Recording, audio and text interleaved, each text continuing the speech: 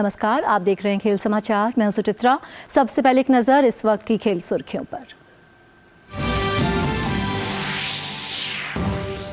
Under 19 cricket Asia cup में भारत की विजयी शुरुआत। अपने पहले मैच में अफगानिस्तान को 7 विकेट से दी शिकस्त। अफगानिस्तान द्वारा दिए 174 रन के लक्ष्य को 38वें ओवर में किया हासिल।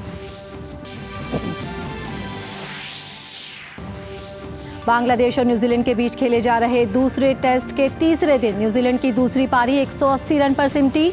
जवाब में बांग्लादेश ने दूसरी पारी में बनाए 2 विकेट पर 38 रन।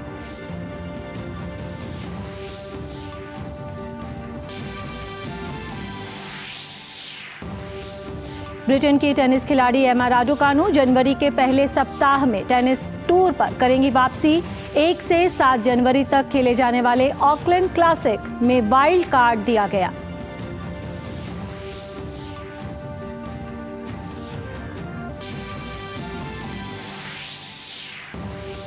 और ब्राजील के दिग्गज फुटबॉलर पेले का पूर्व क्लब सैंटोस अपने 111 साल के इतिहास में पहली बार शीर्ष घरेलू लीग से हुआ रेलीगेट।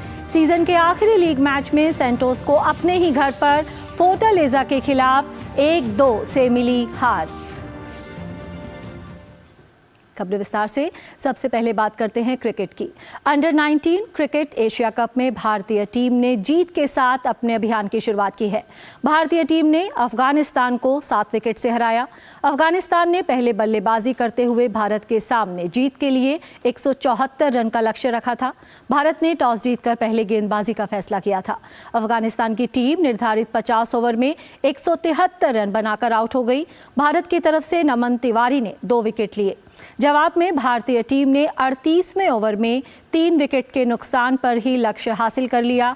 भारत की तरफ से अर्शिन कुलकर्णी ने 70 रन की नाबाद पारी खेली। वहीं मुशीर खान ने नाबाद 48 रन बनाए। और भारतीय क्रिकेट टीम का अब बड़ा इम्तिहान दक्षिण अफ्रीकी दौरा है, जहां टीम को T20, वनडे और टेस्ट सीरीज खेलनी है।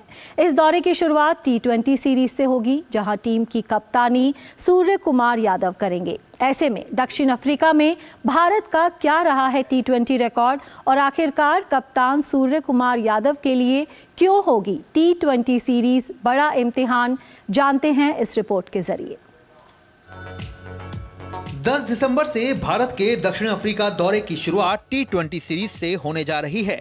वैसे भारत का दक्षिण अफ्रीका दौरा कई मायनों में अहम है। इस दौरे पर भारतीय टीम युवा सितारों से लैस है और जहां टीम को न सिर्फ T20 बल्कि वनडे और टेस्ट सीरीज में भी अपना दमखम दिखाना है। वैसे बात अगर T20 सीरीज की ही करें तो ये सीरीज युवा कप्तान सूर्य कुमार यादव के लिए किसी अग्नि परीक्षा से कम नहीं। हालांकि स्काई के लिए अच्छी बात यह है कि हाल ही में उन्होंने अपनी कप्तानी में T20 सीरीज में ऑस्ट्रेलिया की टीम को 4-1 से शिकस्त दी है। सूर्य कुमार यादव के सामने चुनौती। सूर्या विदेशी धरती पर कप्तानी का जिम्मा उठाएंगे। ऐसे में सही प्लेइंग 11 का चुनाव सूर्या के लिए सबसे बड़ा सिरदर्द रहेगा, क्योंकि इस सीरीज में शुभमान गिल की वापसी हो रही है। ऐसे में गिल का जोड़ीदार कौन होगा, इसे तय करना एक मुश्किल चुनौती के रूप में सामने होगा। जबकि टीम की बात करें तो ये टीम पूरी तरह से नई है। खुद सूर्य कुमार यादव के लिए भी अफ्रीकी जमीन पर T20 खेलना एक नया अनुभव रहेगा। इन खिलाड़ियों से रहेगी उम्मीद। ऋतुराज गायकवाड़। ऑस्ट्रेलिया के खिलाफ खत्म हुई T20 सीरीज में सबसे ज्यादा रन ऋतुराज ने बनाए हैं। इसके अलावा उन्होंने T20 में भारत की ओर से सबसे तेज 4000 रन भी पूरे किए हैं। उनकी खेलने की शैली और गेमिंग स्किल्स शानदार रही है और यही वजह है कि वो टीम के साथ दिख रहे हैं। श्रेयस अय्यर। टीम इंडिया के लिए श्रेयस अय्यर का होना रीढ़ की हड्डी के समान है। दरअसल इस खिलाड़ी ने अपनी उपयोगिता को साबित किया है। अय्यर तीनों फॉर्मेट में टीम इंडिया के मध्य क्रम के मजबूत बल्लेबाज बन गए हैं। मुकेश कुमार। मुकेश कुमार ने ऑस्ट्रेलिया के खिलाफ शानदार प्रदर्शन किया, जबकि वेस्टइंडीज के खिलाफ भी इस खिलाड़ी ने अपनी गेंद से कमाल दिखाया था। भारत के दक्षिण अफ्रीका में अफ्रीकी टीम के खिलाफ T20 रिकॉर्ड को देखें तो टीम ने अब तक 7 मुकाबले खेले हैं, जिसमें से 5 में टीम को जीत मिली है, जबकि 2 मुकाबले दक्षिण अफ्रीका के नाम रहे हैं। भारतीय टीम ने पिछली बार साल 2018 में दक्षिण अफ्रीका के खिलाफ सीरीज खेली थी और तब टीम ने सीरीज को 2-1 से अपने नाम किया था। Sports desk, DD news. और भारत दक्षिण अफ्रीका सीरीज पर और चर्चा करने के लिए हमारे साथ न्यूज़ रूम से जुड़ रहे हैं हमारे खेल संवाददाता गौरव कुमार। जी गौरव, अगर T20 सीरीज की हम बात करें, T20 विश्व कप जून में है जो कि वेस्ट इंडीज़ और अमेरिका में खेला जाना है, और उससे पहले भारतीय टीम को सिर्फ 6 T20 मैच खेलने हैं। तो ये जो T20 सीरीज है दक्षिण अफ्रीका के खिलाफ, इसे आप कितना अहम मानते हैं अगर विश्व कप के लिए रोड मैप को देखें तो? वाकई सुचित्रा, ये काफ़ी अहम सीरीज रहने वाली है, क्योंकि हमने देखा था कि जिस तरह से अभी होम कंडीशंस के बीच में टीम ने ऑस्ट्रेलिया के खिलाफ T20 सीरीज खेली और 4-1 से उस सीरीज को अपने नाम किया, तो वहाँ पर कहीं ना कहीं एक ये बात नज़र आई कि जो खिलाड़ी हैं, जो लाइनअप है, वो किस दिशा में चल रहे हैं, किस दिशा से एक जो पूल बनाना होता है वो जो पूल है वो बड़े अच्छे तरीके से मैनेज हो रहा है। और कहीं ना कहीं जो अब साउथ अफ्रीका का जो टूर है वो वाकई एक काफ़ी बड़ा और चैलेंजिंग रहने वाला है, क्योंकि आपको बाहर की कंडीशंस के बीच में और ख़ासकर साउथ अफ्रीका की जो कंडीशंस रहती हैं वहाँ पे जाकर के जब आपको मैच खेलना होगा और T20 के जो आपका अपना प्रदर्शन करना होगा, उस पर ज़्यादा काफ़ी ज़्यादा जो नज़रें होंगी वो सिलेक्टर्स के पे भी रहेंगी, सिलेक्टर्स की भी रहेगी, और साथ ही साथ जो कैप्टनसी है उसकी भी कहीं ना कहीं एक रियल टेस्ट जो है वो सूर्य कुमार यादव का होने वाला है, क्योंकि T20 वर्ल्ड कप को ध्यान में रखते हुए अब बहुत ज़्यादा जो जितनी भी जो T20 की सीरीज़ रहेगी वो काफ़ी इंपॉर्टेंट रहने वाली है। तो ऐसे में अगर इस पूरे टीम को देखें तो ये टीम जो है वो अच्छे तरीके से मैनेज दिख रही है, लेकिन बड़ी बात यह है कि अब जिस तरह से टीम जब साउथ अफ्रीका का जब अगेंस्ट में जब टीम उतरेगी खेलने, तो हम जानते हैं कि साउथ अफ्रीका की जो कंडीशंस हैं वो अलग रहेंगी, खासतौर से जो डरबन और जोहान्सबर्ग का और सेंचुरियन का जो मैदान है उनकी अगर पिचेस की बात करें तो वो काफ़ी उछाल भरी पिचेस रहती हैं और काफ़ी उसमें उतार चढ़ाव भी जो है वो कहते हैं वो देखने को मिलता है। तो ये सब परिस्थितियाँ जो होंगी वो कहीं ना कहीं सूर्य कुमार यादव के सामने होंगी। इसके अलावा अगर प्लेइंग 11 की बात कर लें तो यहाँ पर जिस तरह से हमने देखा था कि ऑस्ट्रेलिया के खिलाफ सीरीज़ में ऋतुराज गायकवाड़ और यशस्वी जायसवाल जो थे उन्होंने ओपनिंग की थी, तो यहाँ पे बहुत ज़्यादा कुछ चैलेंज नहीं था, लेकिन अब क्योंकि इस सीरीज़ के लिए शुभमन गिल की भी वापसी हो रही है तो यहाँ पे आपकी एक कहना चाहिए जो एक चैलेंज है कि आप कौन सी टीम लेकर के कौन सी टीम का सही चुनाव करते हैं, किस तरह से प्लेइंग 11 चुनते हैं, इसका भी कहीं ना कहीं टेस्ट जो है वो सूर्य कुमार यादव के सामने होगा और कहीं ना कहीं उनकी खुद की जो बल्लेबाजी है उसका भी एक रियल टेस्ट होगा, क्योंकि ये पहली बार होगा जब सूर्य कुमार यादव जो है, और बल्कि सूर्य कुमार यादव ही क्या बल्कि जो टीम के बाकी जो भी सदस्य हैं T20 के, उनके लिए भी ये T20 साउथ अफ्रीका की कंडीशंस में खेलना एक बड़ा चैलेंज रहेगा, क्योंकि पहली बार टीम जो है वो साउथ अफ्रीका में साउथ अफ्रीका ये वाली जो टीम है वो T20 का मुकाबला खेलेगी। तो काफ़ी सारी बातें हैं, नज़रें हैं, लेकिन इन सब के बीच में टीम को अपना ये जो प्रदर्शन पिछला प्रदर्शन है जो कि ऑस्ट्रेलिया के खिलाफ आया है ये एक कहीं ना कहीं एक टॉनिक के रूप में सामने होगा। सुचित्रा जी बिल्कुल, ऑस्ट्रेलिया के खिलाफ जो सीरीज़ में जीत मिली वो ज़रूर एक टॉनिक का काम करेगी, लेकिन परिस्थितियां बिल्कुल अलग होंगी। आपको क्या लगता है कि सतर्क रहना चाहिए टीम को कि किसी भी तरह से ओवर कॉन्फिडेंट ना हो जाए कि भारत में जो प्रदर्शन किया, भारत में जो जीत हासिल की, दक्षिण अफ्रीका जब आप जाएंगे तो वो जीत सिर्फ कागजी बनकर रह जाएगी, क्योंकि वहाँ पर आपको एक नए सरफेस पर एक नई शुरुआत करनी है। तो अच्छा रहेगा कि टीम उस जीत से आगे बढ़कर अब देखे। जाहिर तौर पर ये एक बहुत बड़ा एक चैलेंज भी रहेगा, और साथ ही साथ टीम को जो पिछली जीत मिली है वो ठीक है, अच्छी एक जीत मिली है, 4-1 से आपने ऑस्ट्रेलिया को हराया है, लेकिन बड़ी बात यह है कि उस जीत से बहुत सारे पॉजिटिव पॉइंट्स जो है वो टीम लेकर के साउथ अफ्रीका जा रही है। पॉजिटिव पॉइंट्स की अगर बात कर ले तो सबसे पहले ऋतुराज गायकवाड़ और यशस्वी जायसवाल ने जिस तरह से एक अच्छी एक शुरुआत दी और एक कहीं ना कहीं एक जो विंडो खोली है कि अगर शुभमन गिल जैसे सीरीज़ में नहीं थे ऑस्ट्रेलिया के खिलाफ तो वहाँ पर ज़रूरत थी एक अच्छे ओपनिंग जोड़ी की, तो उसको इन दोनों बल्लेबाजों ने साबित किया। इसके अलावा अगर बात करें तो जिस तरह से रवि बिश्नोई जो हैं उनका बहुत अच्छा एक ट्रैक रिकॉर्ड रहा ऑस्ट्रेलिया के खिलाफ में। ये जो 5 की जो सीरीज़ हुई T20 की उसमें उन्होंने 9 विकेट लिए, तो वो एक अच्छे पॉजिटिव पॉइंट्स बनकर के सामने आए। इसके अलावा मुकेश कुमार जो हैं वो अच्छी गेंदबाजी लगातार कर रहे हैं। उन्होंने इससे पहले ऑस्ट्रेलिया के सीरीज़ से पहले जब वेस्ट इंडीज़ के खिलाफ उनको चुना गया था तो वहाँ पर भी वनडे और T20 में उन्होंने बेहतरीन प्रदर्शन किया था।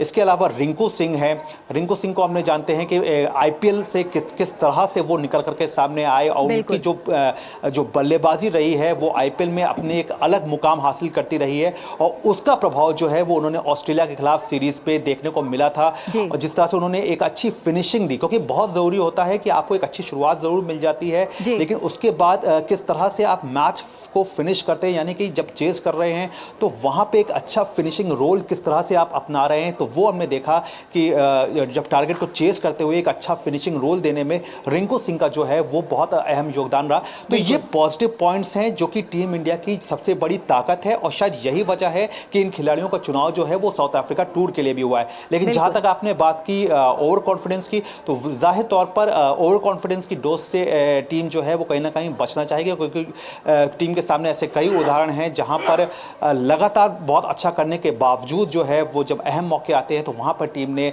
कहीं ना कहीं एक मौके को हाथ से गंवाया है। तो इन सब चीज़ों को कहीं ना कहीं जो नजरें होंगी वो सूर्य कुमार यादव भी रखेंगे, और टीम मैनेजमेंट है वो बहुत ज़्यादा इस पर रखना चाहेगी, क्योंकि ये एक लंबा टूर है। और सबसे अच्छी बात क्या है कि इस टूर में कहीं ना कहीं जो हर फॉर्मेट है उसके अलग अलग कैप्टन्स हैं, तो यहाँ पर एक जो टोटली फोकस है कहीं ना कहीं वो हर खिलाड़ी का ये रहेगा कि अगर मेरा T20 के लिए सिलेक्शन हुआ है तो शायद इसमें मुझे बेस्ट करना होगा, क्योंकि अगर सिलेक्टर्स ने मुझे चुना है तो कुछ सोच के चुना है, और ये जो सीरीज होगी वो कहीं ना कहीं वर्ल्ड कप को लेकर के काफी ज्यादा इंपॉर्टेंट रहेगी। सुचित्रा, बिल्कुल वर्ल्ड कप के लिए अपनी दावेदारी पेश करते हैं। यहाँ पर जिस तरह से युवा टीम जा रही है, युवा खिलाड़ियों के पास एक मौका है गौरव। अगर 2007 से हम कंपेयर करें, 2007 के वनडे विश्व कप में निराशा हाथ लगी थी, जिस तरह से जल्दी बाहर हो गई थी भारतीय टीम, लेकिन 2007 में जब युवा खिलाड़ियों को भेजा था तो वहां से विश्व चैंपियन बनकर आई थी। अभी वनडे विश्व कप के फाइनल में जिस तरह से हार मिली, एक निराशा का माहौल देखने को मिला। आपको लगता है कि युवा खिलाड़ियों को जो मौका दे रहे हैं सेलेक्टर्स, एक बार फिर हो सकता है कि ये जो युवा खिलाड़ी हैं एक चमत्कारिक प्रदर्शन करके T20 वर्ल्ड कप पर अभी से हम नजर गड़ाना शुरू कर दें? बिल्कुल, ये कहीं ना कहीं एक प्रक्रिया का दौर है, और ये आप देख रहे हैं कि क्योंकि पिछले जो T20 हुए थे उसमें जब हमारा अच्छा प्रदर्शन नहीं निकल करके सामने आ पाया था, तो उसके बाद से ये जो बातें थी वो बहुत सारी ये उठने लगी थी कि शायद अब टीम में एक बड़ा फेरबदल होना चाहिए, और जो युवा खिलाड़ी हैं उनके लिए एक अलग T20 जो टीम है वो होनी चाहिए। और अब हम देख भी रहे हैं कि किस तरह से एक जो पूलिंग है वो पूलिंग काफ़ी बड़ी हो चली है, तो यहाँ ये एक अच्छा संकेत भी है, क्योंकि आपके पास खिलाड़ियों की भरमार है। आपके पास एक ऐसे खिलाड़ी हैं जो कि T20 में लगातार अच्छा करते आए हैं, जो कि IPL में लगातार अच्छा करते आए हैं। खासतौर से अगर इस टीम की बात करें जो कि टीम दक्षिण अफ्रीका के लिए चुनी गई है, तो जिस तरह से श्रेयस अय्यर हैं इस टीम में, शुभमन गिल हैं, ऋतुराज गायकवाड़ हैं, यशस्वी जायसवाल हैं, रिंकू सिंह हैं, तो ये वो नाम हैं जिन्होंने इस फॉर्मेट में बहुत अच्छे तरीके से खुद को स्थापित किया, और काफ़ी उनको समय भी मिला है क्योंकि लगातार वो खेलते रहे हैं इस फॉर्मेट के हिसाब से। तो यहाँ पर आकर के वो एक फॉर्मेट के हिसाब से सुटेबल एक पोजीशन जो है वो उन्हें मालूम हो चुकी है। और T20 क्योंकि एक बहुत अलग तरीके का गेम होता है, क्योंकि बाकी दोनों क्रिकेट जो फॉर्मेट है उससे पूरी तरह से अलग है, तो यहाँ पे एक कहीं ना कहीं जो एक मेंटल टेस्ट होता है उसका भी एक बहुत बड़ा टेस्ट यहाँ पर जो है वो देखने को मिलता है। तो उसमें भी कहीं ना कहीं ये जो खिलाड़ी हैं, ये जो नाम है वो पूरी तरह से ढल चुके हैं। तो शायद एक बड़ी एक कहना चाहिए जो चुनौती है वो ये वाला टूर जरूर रहेगा भारत के लिए, लेकिन उस सब के बीच में ये देखना होगा कि आपकी बाहर की कंडीशंस के बीच में आपकी जो युवा खिलाड़ी हैं वो कितना बेहतर कर पाते हैं। क्योंकि अगर टीम इंडिया का साउथ अफ्रीका में T20 के रिकॉर्ड को देखें तो वो एक अच्छी तस्वीर जरूर पेश करता है, लेकिन उस सब के बीच में सबसे बड़ी बात यह है कि जिस दौर में टीम इंडिया ने जीत साउथ अफ्रीका के अगेंस्ट में हासिल की, तो वहां पर महेंद्र सिंह धोनी थे, वहां पर आपके रोहित शर्मा थे, और तो ये वो खिलाड़ी थे जिनके साथ में रहते हुए आपने साउथ अफ्रीका के अगेंस्ट में साउथ अफ्रीका में रहते हुए जीत हासिल की। लेकिन अब जो टीम है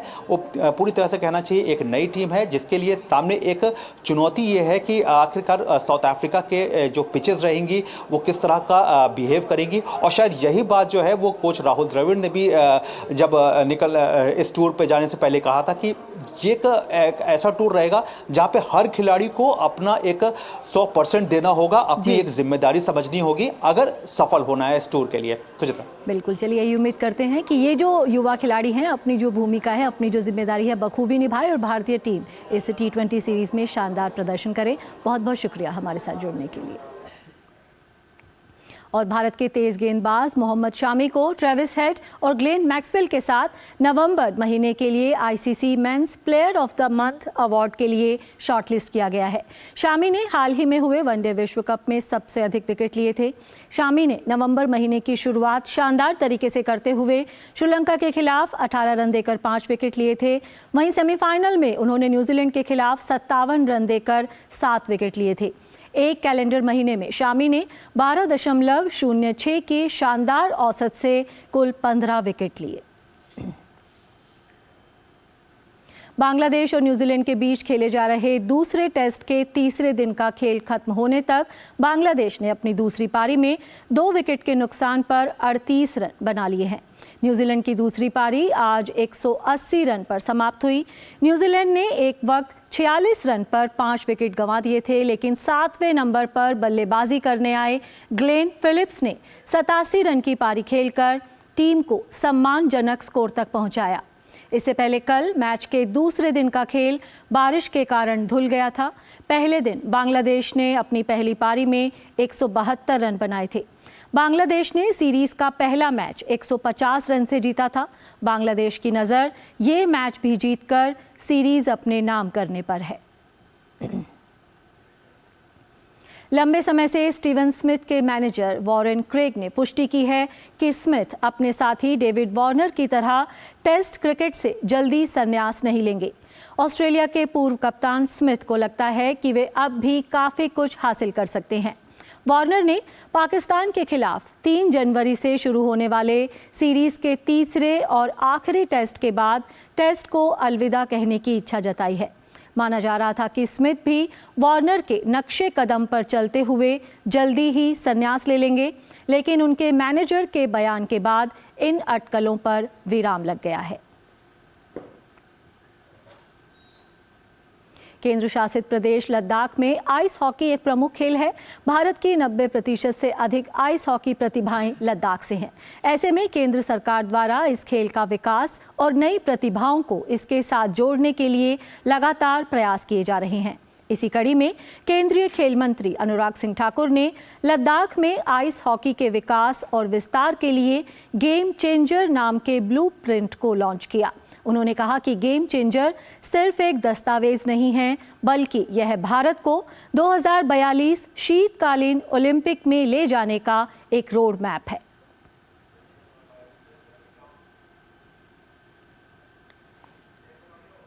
And will certainly pave the way to enable an Indian ice hockey contingent to participate in the 2042 Winter Olympics. This will help us to make Ladakh an important international destination for ice hockey in the world, capitulating India on the international stage. The blueprint, which has been developed in the consultation with various local stakeholders and international experts and reviewed by the International Ice Hockey Federation, aims to create a roadmap for the development of ice hockey in a region like Ladakh, where the sport is extremely popular.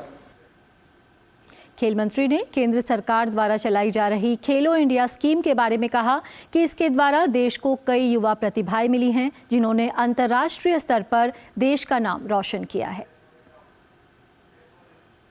Just one catchphrase of Khelo India has inspired lakhs and lakhs of Indians to take up sports as a hobby or as a career. Khelo India Games have played a pivotal role in the promotion of the scheme, with a total of 11 Khelo India Games organized so far, 5 Khelo India Youth Games, 3 Khelo India University Games and 3 Khelo India Winter Games. We have also decided this year that we are not going to restrict it to the state, to the Jammu and Kashmir. We will take it to Ladakh, Himachal or Uttarakhand also, so that few games are played or event is taken place in the month of Feb 2024 next year. Spain के Valencia में 15 दिसंबर से खेली जाने वाली 5 देशों की प्रतियोगिता के लिए भारतीय महिला हॉकी टीम के 22 सदस्यीय दल की घोषणा की गई। इस प्रतियोगिता में भारतीय टीम की कमान गोलकीपर सविता पुनिया के हाथ में होगी। भारत के अलावा टूर्नामेंट में आयरलैंड, जर्मनी, स्पेन और बेल्जियम की टीमें हिस्सा लेंगी। अगले साल 13 जनवरी से शुरू होने वाले FIH hockey Olympic qualifier Ranchi 2024 से पहले यह टूर्नामेंट तैयारी के लिहाज से काफ़ी अहम माना जा रहा है। इस टूर्नामेंट के लिए वंदना कटारिया को टीम का उपकप्तान बनाया गया है। प्रो टेनिस लीग के 5वें संस्करण का राजधानी दिल्ली के RK खन्ना स्टेडियम में उसकी शुरुआत हुई। अनुभवी और उभरती प्रतिभाओं की बदौलत ये लीग पिछले कुछ साल से देश भर में टेनिस प्रेमियों को आकर्षित कर रही है। उद्घाटन समारोह में अखिल भारतीय टेनिस संघ के अध्यक्ष डॉक्टर अनिल जैन भी उपस्थित रहे। 3, 2, 1 राजधानी दिल्ली के RK खन्ना स्टेडियम में आने वाले कुछ दिनों में टेनिस प्रेमियों के लिए काफी यादगार रहने वाले हैं। इस स्टेडियम में गुरुवार से प्रतिष्ठित प्रो टेनिस लीग के 5वें संस्करण की शुरुआत हुई। देश भर से टेनिस खिलाड़ियों की उपस्थिति में एक शानदार उद्घाटन समारोह के जरिए इस रोमांचक टूर्नामेंट की शुरुआत हुई। इस प्रतियोगिता के जरिए देश भर के युवा और उभरते खिलाड़ियों को अपनी प्रतिभा दिखाने का मौका मिलता है। इस अवसर पर अखिल भारतीय टेनिस संघ के अध्यक्ष डॉक्टर अनिल जैन भी उपस्थित रहे और इस अवसर पर उन्होंने प्रतियोगिता में हिस्सा लेने वाले खिलाड़ियों का मनोबल भी बढ़ाया। Everybody's been really excited about it and looking forward to the league, and I can see every single year that the quality of tennis and the quality of players as well as the management itself has been going out of their way to make sure that this is something that gets bigger and bigger every single year. This year, we've created a fan park, we have a food zone as well, and we have, we've extensively marketed ourselves on social media, and requesting all the players to post there on social media handles. We've tied up with about 50 academies in Delhi to sort of bring people over here. We have hoardings outside of the stadium and everywhere. And we've tied up with Sportsworks and Amusey to sort of show it on OTT platform as well. प्रतियोगिता में हिस्सा लेने वाली 8 टीमों को 2 group में बांटा गया है। प्रत्येक मुकाबले में एकल और युगल के 7 मैच होंगे, जिनमें टीम को कुल 160 अंक हासिल होंगे। इस लीग का महत्व स्कोरबोर्ड से परे है। इस लीग के जरिए देश को युवा प्रतिभा मिलती है, जो भविष्य में अंतर्राष्ट्रीय स्तर पर देश का नाम रोशन करेगी। This year I'm really happy that I can play PTL this year, interact with the pros and the legends and all the better players, so I can learn a lot from them.